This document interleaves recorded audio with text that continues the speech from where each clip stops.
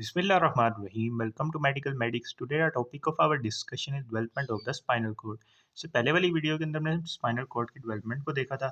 आज हम spinal ganglion के डेवलपमेंट से शुरू करेंगे. तो जब हम स्पाइनल गैंग्लियन की डेवलपमेंट की बात करते हैं तो इसके अंदर जो सेल्स इन्वॉल्व होते हैं वो हमारे पास होते हैं न्यूरल क्रेस्ट सेल्स, क्योंकि neural crest sales basically formation करवा देते हैं पेरिफेरल नर्वस सिस्टम और ऑटोनॉमिक नर्वस सिस्टम की.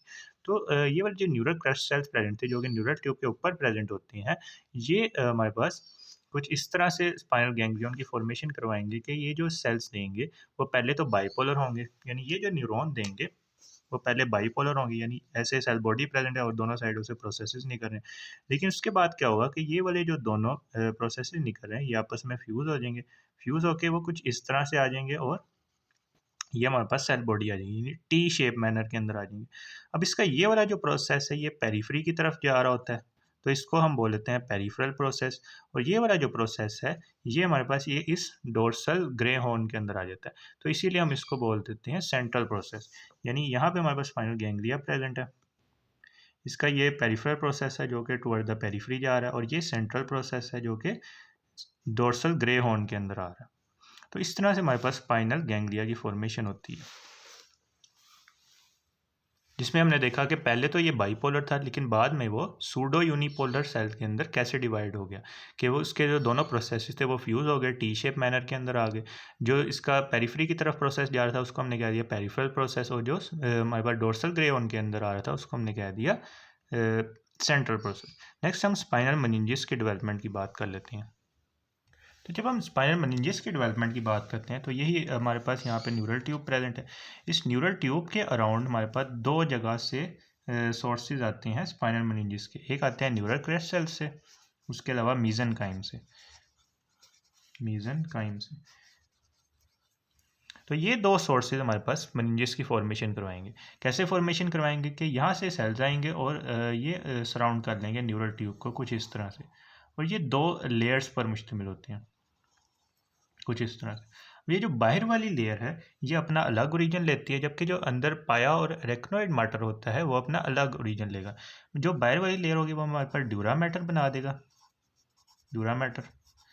जबकि जो अंदर वाली लेयर होती है ये वाली लेयर ये हमारे पास पाया मैटर की भी फॉर्मेशन करवाएगा और ड्यूरा मैटर की भी फॉर्मेशन, एरेक्नोइड मैटर की भी फॉर्मेशन करवाएगा, एरेक्नोइड मैटर.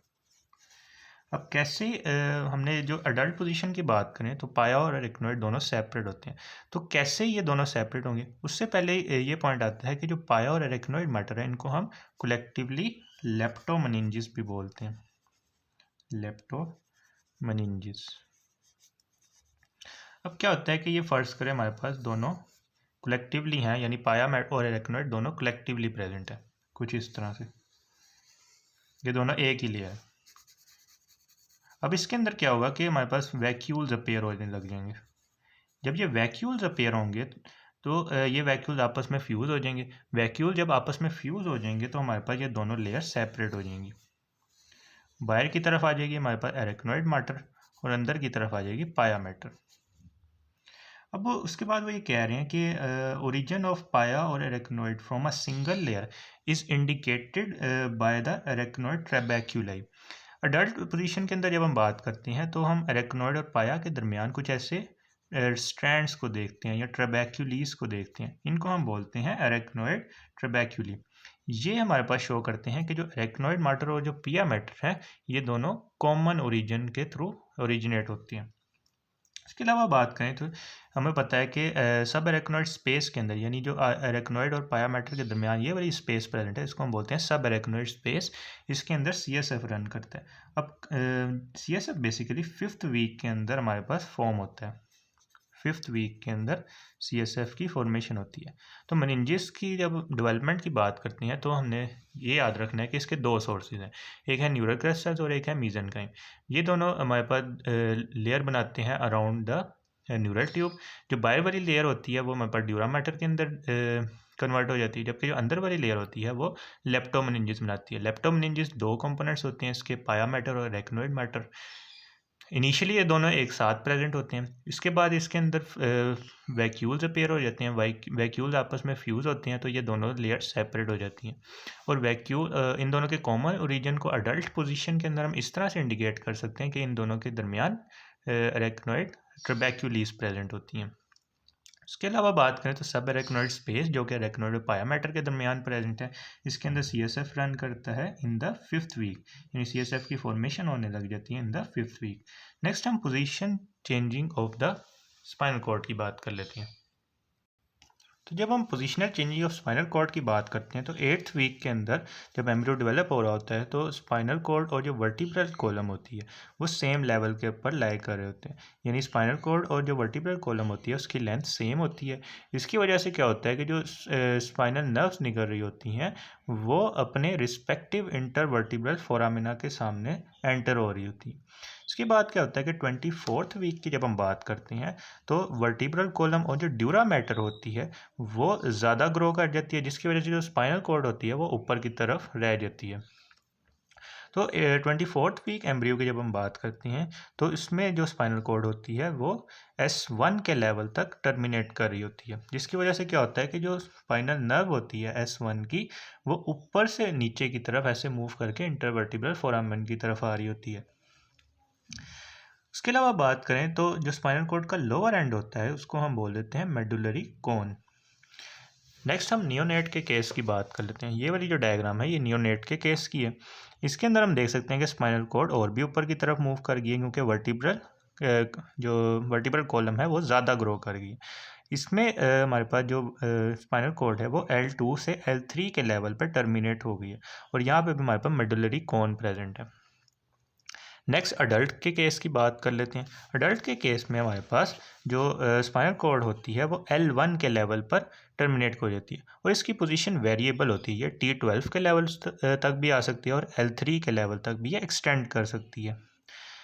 اس کے علاوہ بات کریں تو یہاں سے ہمارے پاس پایا میٹر کی ایکسٹینشن نکل کے جا رہی ہوتی ہے اور یہ جا کے اٹیچ ہو جاتی ہے C1 ورٹیبرا کے اوپر، یعنی جو فرسٹ کوکسیڈیل ورٹیبرا ہوتی ہے اس کے اوپر جا کے پایا میٹر کی ایک ایکسٹینشن اٹیچ ہوتی ہے جس کو ہم بولتے ہیں فائلم ٹرمینیل۔ فائلم ٹرمینیل ایک امپورٹنٹ اسٹرکچر ہے جو کہ پایا میٹر سے بنتا ہے اور یہ ٹرمینیٹ ہوتا ہے C1 ورٹیبرا کے اوپر۔ اب چونکہ اسپائنل کارڈ بہت اوپر کی طرف رہ گیا تو جو اسپائنل نروز ہوں گی جنہوں نے ہمارے پاس لمبر اور سیکرل فورامنا سے نکلنا ہے ان کو نیچے کی طرف موو کرنا پڑے گا۔ ان کے نیچے کی طرف موو کرنے کی وجہ سے وہ ایک اسٹرکچر کی فارمیشن کروا دیتی ہے جس کو ہم بولتے ہیں کارڈا ایکوینا، جس کو ہم ہارس ٹیل، مطلب اس کا ورڈ کا مطلب ہوتا ہے ہارس ٹیل، یعنی جو اسپائنل کارڈ کے نیچے سے نروز نکل رہی ہوں گی وہ ہارس ٹیل کی اپیئرنس دے رہی ہوتی ہیں، اس کو اسی لیے ہم بول دیتے ہیں کارڈا ایکوینا۔ یہ ہم نے بات کر لی positional changing of spinal cord کی۔ نیکسٹ ہم مائلینیشن کی بات کر لیتے ہیں۔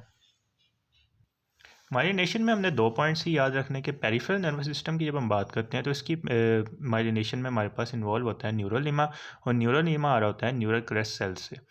سینٹرل نروس سسٹم کی جب ہم ڈیولپمنٹ کی مائلینیشن کی بات کرتے ہیں تو اس کے اندر ہمارے پاس اولیگوڈینڈروسائٹ آ رہے ہوتے ہیں۔ اولیگوڈینڈروسائٹ کی ہم نے ڈیولپمنٹ کے اندر بھی اس کو دیکھا تھا کہ یہ ہمارے پاس سپورٹنگ سیلز ہوتی ہیں جو کہ نیورو ایکٹوڈرم سے آ رہے ہوتے ہیں۔ اب یہ جو اولیگوڈینڈروسائٹ ہے یہ نیورو ایکٹوڈرم یا نیورو ایپیتھیلیم سے آ رہے ہوتے ہیں۔ نیکسٹ ہمارے پاس اس کے اندر ایک پروٹین ہوتی ہے جو کہ اس کو ریگولیٹ کرتی ہے، اس کو ہم بولتے ہیں بیٹا 1 انٹیگرین، اور جو موٹر روٹس ہوتے ہیں وہ پہلے مائلینیٹ ہوتے ہیں as compare to sensory route. اس کو ہم ایم سے آ رکھ سکتے ہیں کہ موٹر روٹ میں بھی ایم آ رہا ہے اور مائلینیشن میں بھی ایم آ رہا ہے، تو موٹر روٹ پہلے مائلینیٹ ہوتے ہیں as compare to the sensory route. تو یہ ہم نے بات کر لی مائلینیشن آف دا نرو فائبر کی۔ اب نیکسٹ پارٹ کی ویڈیو کے اندر سے ہم شروع کریں گے برین کی ڈیولپمنٹ کو۔ If you like this video then kindly share it with your friends and subscribe to my channel.